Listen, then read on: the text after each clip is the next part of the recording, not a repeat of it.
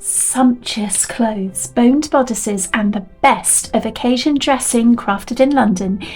If you like the sound of this, then stick around because we're introducing you to Julian Rose in the first part of our hashtag Hidden Fashion History series here on the House of Mirelle. And we're really excited to show you something very special as well. A never seen before private collection of Julian Rose couture, generously displayed here for the first time from the incredibly talented designer Franz Maggs. His Instagram's linked down below. So make sure you're here until the end because they're deliciously beautiful. But before we get there, I'm going to tell you a story. So sit back, close your eyes, and imagine the streets of London and Hull in autumn 1950. Bathed in the late September warmth, the House of Mirelle, run by Mira Mountain, who you met in video 3, had returned from the centre of London that summer, staying in Berners Street, close to the heady heartland of the British fashion industry and wholesale couture. Wholesale couture, as Mira and her clients knew, was sold in model houses, small, intimate places in the grand part of London around Regent Street, Oxford Street and Bond Streets, where equally small and intimate fashion companies designed and made clothes, the mainstay of the fashion industry back then. If you want to know more about wholesale couture, watch video 21 and I'll link it in the description box below. In 1951, when this advert was printed, Julian Rose was one of the biggest names in British fashion. Haven't heard of him? Well, if you're younger than your mid-60s or not into vintage fashion, you're right. It was one of those labels people into high-end clothes and living in Britain in the 40s, 50s and 60s would have known about, though. Your mum, great-grandmother or auntie could have worn his clothing. If you ask them, let us know in the comments what they said. Then, fast fashion was a glimmer in the eye of someone dreaming of the future, 70 years away in a high street almost unrecognisable and way before the online shopping of today. As Barbara Garlaine, the fashion model, struck a statuesque pose, the delicate leaf design woven into it appeared like watercolour brush strokes across the tight bodice moulded to her form. Also trimmed in dark edging, the long skirt wrapped round her as if a leaf unfurling from her ankles towards a light source. Julian Rose shared the hallowed streets of Mayfair around Savile Row and New Bond Street with fellow famous designers. His was not the only exclusive model house in town. Norman Hartnell, Bianca Mosca and Hardy Amers had seen Britain through the war, so recent in people's memories. And although utility was still in existence for the many, their designs were part of the post-war surge, expensive and luxurious. A thrill gripped the nation since his appearance in 1946-7, and his reputation and brilliance soon matched the others. Julian Rose knew that 200 miles north of his address on South Molton Street, the House of Mirelle kept their finger on the pulse of British and French fashion. Impeccably attired and buying clothes to sell in the French Salon at 60 King Edward Street and Ariel Chambers, owner Mira Mountain made sure her fashion house had the best of the very best, acting as the middleman between London couture and the rich and wealthy women north of the capital in Hull. In 1950, Hull was Britain's third biggest port, and the wealth from shipping and fishing flowed through its ornate historic heart. Darling, you simply must come to our next show. Mira spoke quickly and warmly. We've got the most elegant garments and hats that have been seen for many years. Imagining the words as she spoke them, she picked up her pen and continued writing an introduction to the Winter Splendour programme, the name she'd created for an autumn-winter fashion show in which gowns by Julian Rose would appear. Held in September 1950, 3 years after establishing his business, outside the windows of the New York banqueting suite on Anlaby Road in Hull, people gathered in a line to see Winter Splendour for themselves, clutching tickets and dressed up specially, including hats. Journalists sharpened pencils, wondering what delights would greet them. "Stand straight and smile," whispered First Sales Olga Fay behind the scenes, ready for her entrance. And with that, the show commenced to an orchestra playing and an enthusiastic clapping crowd. Each ticket had been discreetly checked as they walked in. Bought for 5 shillings, about 25p or around £20 in today's money, and donated to charity after costs. They settled into their chair, then looked around to see if any well-known faces were there as the lights dimmed. Advancing across the stage at a slow and elegant pace, Olga was tall and willowy, like the drawing, they thought about its advert, and very beautiful, isn't she? Mira's introduction to Winter Splendour flowed as easy as conversation onto the page. Notes of interest, read guests, as lights flickered on the words she'd crafted. The House of Mirelle carry a large stock of dinner, cocktail and evening gowns all year round, suitable for England or abroad, it finished, speaking to those who, like her, summered in the south of France and wintered in the ski resorts of Europe. With a gloved hand, Olga swept away a curl of dark hair and perched a distinctive hat on her head. By the microphone, Mira waited for her entrance, remembering the buying trips she took to London where the autumn-winter collections were displayed. Tall buildings painted white, designers and workroom hands working meticulously behind the flat, frameless windows of Bond Street and South Molton Street, she thought of the latest Julian Rose designs. She remembered how busy her trip had been, racing between locations criss-crossing Oxford Street, and as a result, the audience were persuaded to get tickets not only because they were Mira's friends. Hats by Otto and Dolores, suits by Simon Massey, dresses by Monbijou, and knitwear by Garlaine. Flicking through the Winter Splendour programme, name after name was echoed in the Sketch and British Vogue, as was Julian Rose in the September issue with this gorgeous gown. Using advertising created by the Julian Rose team, it was a simple description saying, "Model from Julian Rose London" on the upper right, then "From the model gown room at Dickens & Jones, a department store on Regent Street, London West 1 on the lower left. Dickens & Jones was a high-end retailer, a real destination like Hammond's or Carmichael's in Hull.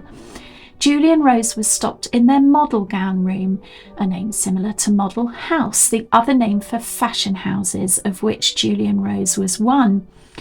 A model was an item of clothing often created in one single design, then represented in single numbers at retailers like the House of Mirelle, which in 1950 was between Ariel Chambers above and street level at 60 King Edward Street. Watch the locations or the showroom talks to find out more about how fashion worked back then and see the interior of Hull's famous fashion house there as well.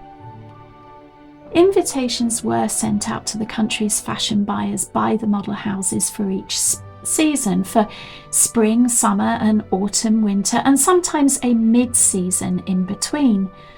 Behind his windows at 52 South Molton Street, Seamstresses worked as hard as those in the House of Mirelle workrooms. Advertising in the first rush after establishing his business on the 24th of January 1947, he told prospective workroom hands that they'd be there for 5 days a week and holidays would be included. He employed machinists to make up the gowns, but also finishers and pressers.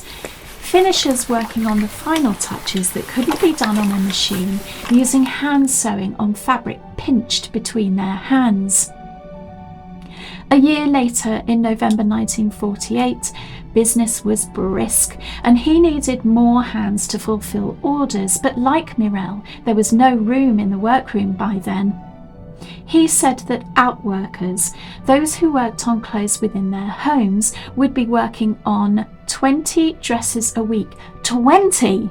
Doesn't that give you insight into the difference between fast fashion and the intimate, tailor-made practices of model houses like Julian Rose?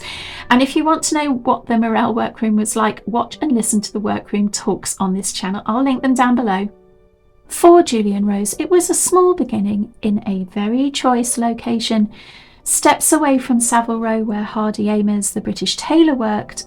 Then, he was not a member of the London Model House group, but could walk to their office at 123 New Bond Street as easily as that of Norman Hartnell, Simon Massey, Horrocks's, Hebe Sports or Monbijou, and the other friendly competitors. Mira stopped at the House of Mirelle and were advertised in the Winter Splendour programme, walked down the runway by famous models like Senyon, friends of the fashion house like Elizabeth Albridge, and in-house staff Little Val and Olga Fay.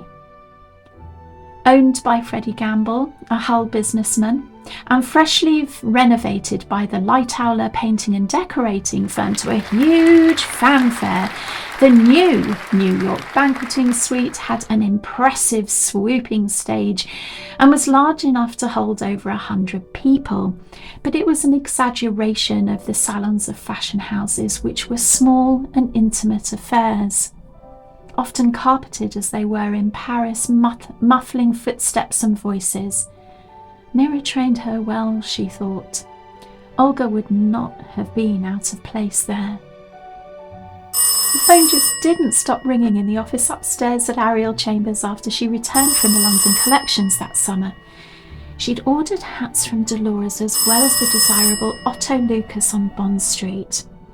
Doreen can model that one, she said half out loud. Doreen, she smiled, was the way workroom girl Eileen said her name. They were firm friends, and as she thought about what she'd selected in each of the fashion houses, she made a decision. Her secretary was as photogenic as Olga. She'd look good in this hat. She turned it over in her hands carefully before putting it back in its packing box, the way it had arrived on the train to Hull Paragon, and then turned to where Doreen had left her post open in a pile on her desk. Working on the programme for Winter Splendour to a tight deadline, she turned a press photo over in her hand. Photos would be taken by local photographers, like those from the City Engraving Company, who took a few of the Mirelle mannequin they employed at the Ferrans Art Gallery in Queen Victoria Square. She looked to one side. Steps away, Valerie Birchall, Little Val, was an in-house model who was at that very moment walking up and down showing clothes for clients in the salon opposite. But despite Little Val and Doreen's pictures, some would be printed from the fashion house itself, like the lady on the front cover, and this one from the Julian Rose advertising team. He'd chosen one of the most beautiful dresses from all the fashion houses she'd ever seen to be in his advertising campaign. Dark in shade, perfect for evening, and with a tiered skirt cut from semicircles of underlay and net, it reminded her of a gown called Junon by Christian Dior. Created a year earlier, she'd only seen it in magazines and press reports. So much of a distance there was between Hull and Parisian haute couture, but she was an expert in fashion and could see the way both skirts took their inspiration from leaves and nature, as was the use of net in a tightly fitting bodice and wider skirt. Although his version was not as opulent or embroidered with beads or had as many layers as Junon or as expensive, Julian Rose took the inspiration and appetite to wear something unusual and couture, and it made it accessible to the type of women who liked and could afford his designs, like her friends and clients in Hull. It speaks for itself, and of course they would have seen it already. She considered the words she should include. I don't need to add much to it, she thought as she penned what would be printed in the programme. An exquisite pleated net model evening gown, exclusive to the house of Mirelle. Exclusive was her pièce de résistance, her coup. She and Julian Rose, along with many other fashion houses of London, promised that no other stockist would have this gown for miles and miles around. If they want it, all the staff knew, they've got to come to us. It was like a secret, giving a source of pride as well as confidence. Winter Splendour was held to much applause, and as if the whole of Hull was waiting for them to file their copy, on the 29th of September the write-up was printed in the Hull Daily Mail. Doreen and Olga and the other staff members collected in Mira's office to scan the long printed page held between outstretched arms for all to see it. Journalists were not allowed to name designers, and instead they wrote in summary, gathering together themes and trends. Ravishingly lovely evening gowns simply ask for an introduction to the soft lights and sweet music of the 1950 ballroom, they commented, and the setting provided it. The gown by Julian Rose paraded for all to see to the accompaniment of Harold Dawson and his band. It might have reminded Mira of Junon, but does it remind you of another? Take a look at the black evening gown on video 20 and let us know if you can see any similarities there. In the years after Winter Splendour, Mirelle and Julian Rose continued their long association. It was not by a long chalk the last time he appeared in one of their fashion shows, showroom girls saying his designs made a regular appearance, and in Night and Day, a show held 3 years later in 1953, the audience would have recognised this gown from Julian Rose's advertising as well. Side by side, you can see how the 5 models on the stage at the New York hotel more than matched Barbara Garlaine. 2 are in-house models. One is Maureen, who had just started there. You met her in the showroom videos. Do you recognise them though? How about the woman with the distinctive dark hair and fan? You've met her before as well. She's very famous. Can you also tell who's wearing the Julian Rose gown? Let me know in the comments below. A hint is we've talked about her earlier on. Pause now if you want to, because the answer's coming up. Did you guess who they were? So the famous model was Senyon, of course, who travelled up from London to appear in many Mirelle shows, including Night and Day, and the in-house model standing next to Maureen, wearing the Julian Rose gown, was Doreen Hanlon, who also modelled the hat with the feather sticking upwards in the Winter Splendour programme. Well done for recognising them. After Night and Day in 1953, Julian Rose appeared in the Mirelle collections regularly. They would have stocked his clothes for as long as he traded. He was a tremendously important brand to represent in Hull and the surrounds.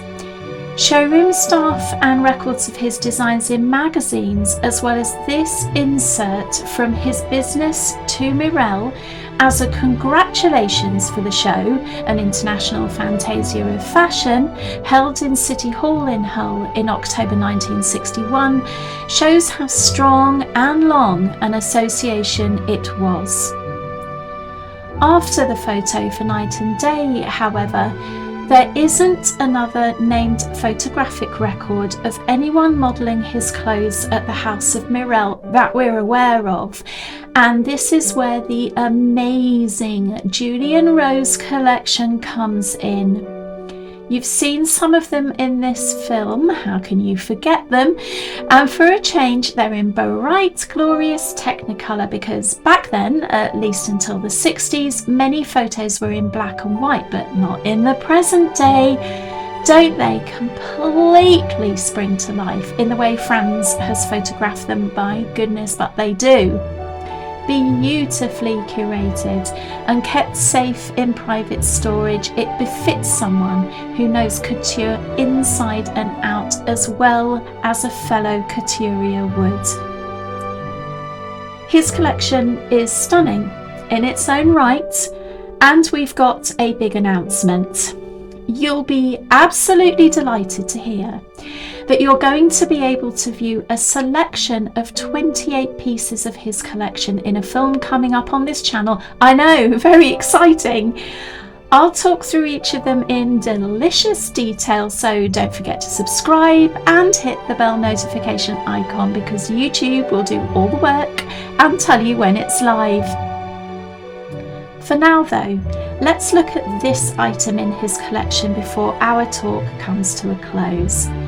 It's a day suit with jacket that chimes with the days towards the late 60s when miniskirts were still being worn in day wear, and designers in the original model houses were focusing on wearable, durable clothing like this, often made cheaper and more accessible by using synthetic invented fabrics like Tricell, which workroom girls Janet and Liz, who you met in the workroom video, say they were altering in more and more quantities in this era.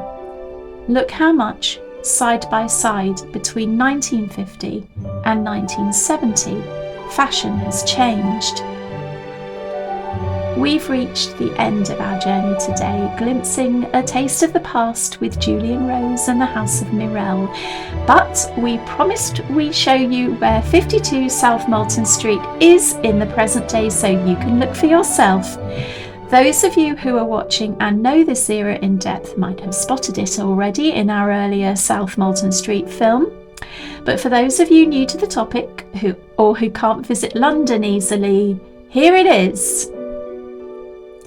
Do you think the woman peering out of the door, probably to see what I was taking a film of, has any idea about the legacy behind this or dress, or what clothes like those you've seen here would have been displayed in the window?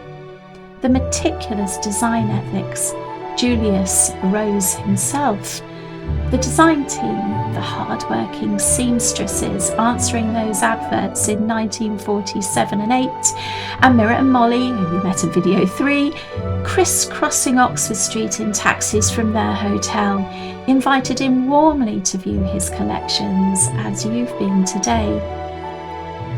This film is the start of our #Hidden Fashion History series here on the House of Mirelle. Our series coming up will include a tour of London to see some of where of the other fashion houses were, and no one's done this before, folks. It's a first, so don't forget to subscribe and follow us on Instagram and Facebook as well. For now though, we're waving bye-bye to Julian Rose, but not for long. Soon we'll let you know about the amazing exhibition of 28 of his items and when you can view them. But we'd love to see some selfies taken outside 52 South Molton Street, or any of the other locations we've mentioned, including in Hull, especially if you're wearing his label. And thanks to all our lovely watchers and followers, we're thoroughly enjoying bringing you into the world of the past and telling you about Hull's famous fashion house that lasted over 40 years.